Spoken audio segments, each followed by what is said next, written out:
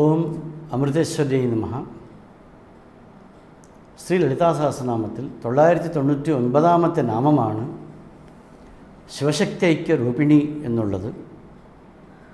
ശിവനും ശക്തിയും അഭിന്നമാണ്.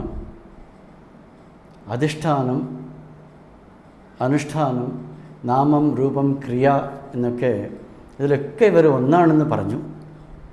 ചക്രം മുതലായതൊക്കെ ഒന്ന് തന്നെ, സൃഷ്ടി മുതലായ ക്രിയകളൊക്കെ ഒന്ന് തന്നെ. അതുപോലെ ഭൈരവൻ, ഭൈരവി, ശിവ, ശിവ എന്നൊക്കെ ഉള്ള നാമങ്ങളിൽ സാമ്യം. അതുപോലെ 3 തൃക്കണ്ണുകൾ, അർദ്ധചന്ദ്രൻ എന്നൊക്കെ ഉള്ളതിൽ അതിൽ സാമ്യം, രൂപസാമ്യം.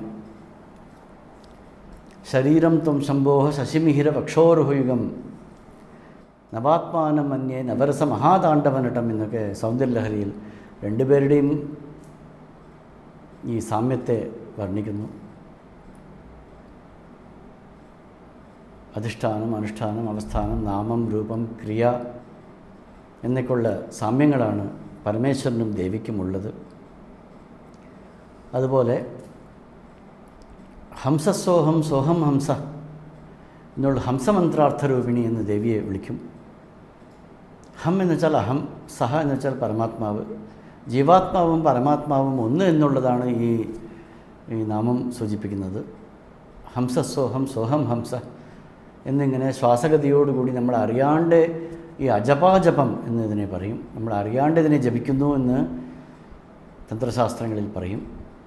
ഹംസസ്സോഹം സോഹം ഹംസ എന്നുള്ള ആ ഹംസമന്ത്രത്തിൻ്റെ അന്തരാർത്ഥമാണ് ദേവി.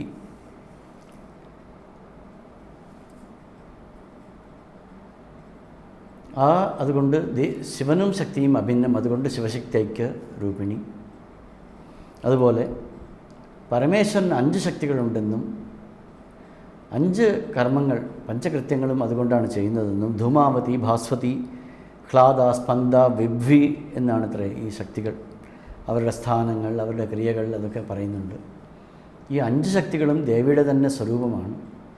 ഈ 5 ശക്തികളെ കൊണ്ടാണ് ശിവൻ്റെ ശക്തി തന്നെ ഈ 5 ദേവികളാണ്. അതുകൊണ്ട് ശിവനും ശക്തിയും അഭിന്നരാണ്. അതുകൊണ്ട് ശിവശക്തി ഐക്യരൂപിണി. 4 ശക്തിചക്രങ്ങൾ 5, ശിവചക്രങ്ങൾ 4. ഇതിനെ സൗന്ദര്യലഹരിയിൽ ഗൂഢാർത്ഥത്തിൽ വ്യംഗ്യമായിട്ട് പൊതിഞ്ഞാണ് പറയുന്നത്. ചതുർഭി ശ്രീകണ്ഠൈ ശിവയുവതിഭി പഞ്ചഭിരപി പ്രഭിന്നാഭിർശംഭോ നവഭിരപി മൂലപ്രകൃതിഭി ചതുശ്ചത്വാരിംശത് വസുതലകലാശ്രയ ത്രിവലയ ത്രിരേഖാഭിസാർദ്ധം തവ ശരണകോണ പരിണതാഹ എന്ന് 44 ചക്രങ്ങളാണ് ശ്രീചക്രത്തിലുള്ളത്. ആ ത്രികോണങ്ങളൊക്കെ ഒന്നിൻ്റെ ഉള്ളിൽ മറ്റൊന്ന് അടങ്ങിയിരിക്കുന്നു. അതുകൂടാതെ ശക്തിചക്രങ്ങൾ 5, ശിവചക്രങ്ങൾ 4 അവിനാഭാവ സംബന്ധത്തിൽ ഒന്നിനോടൊന്ന് ചേർന്ന് കിടക്കുന്നു. അങ്ങനെ ശിവശക്തി രണ്ടുപേരെയും ഭിന്നരാക്കാൻ സാധിക്കില്ല. അതുകൊണ്ട് ശിവശക്തി ഐക്യരൂപിണി ഇത് ഗുരുമുഖേന പഠിക്കേണ്ടതായതുകൊണ്ടും അതിരഹസ്യമായതുകൊണ്ടും ഇതിനെ നേരിട്ട് അധികം വ്യാഖ്യാനങ്ങളൊന്നുമില്ല. ഇതിന് ശങ്കരാചാര്യസ്വാമികൾ തന്നെ പൊതിഞ്ഞ അർത്ഥത്തിലാണ് പലതും പറഞ്ഞിരിക്കുന്നത്. അതുകൊണ്ട് നേരിട്ട് ഗുരുമുഖേന പഠിക്കേണ്ടതാണ് ഈ തത്വങ്ങൾ. കാഞ്ചി ശങ്കരാചാര്യസ്വാമികൾ ഈ ശ്രീവിദ്യയെ പറ്റിയിട്ട് ഇങ്ങനെ അഭിപ്രായം പറയുന്നു. ദ്വൈതവും അദ്വൈതവും ഇതിനെ രണ്ടിനെയും കൂട്ടിച്ചേർക്കുന്ന ഒരു പാലമാണ് ശ്രീവിദ്യ. സാധാരണ ആളുകൾ എല്ലാം മായ, എല്ലാം മിഥ്യ എന്നാണ് അദ്വൈതത്തെ കാണുന്നത്. ഒന്നുമില്ലാത്തതാണ് എന്ന് പറയുമ്പോൾ നമ്മുടെ മുമ്പിൽ കാണുന്ന നമ്മുടെ മക്കളും മലകളും പർവ്വതങ്ങളും പക്ഷികളും ഇതൊക്കെ ഇല്ലാത്തതാണോ, എങ്ങനെ ഇല്ലാത്തതാണെന്ന് മനസ്സിലാക്കുമെന്ന് പറയുന്നത് വലിയൊരു ബുദ്ധിമുട്ടാണത്.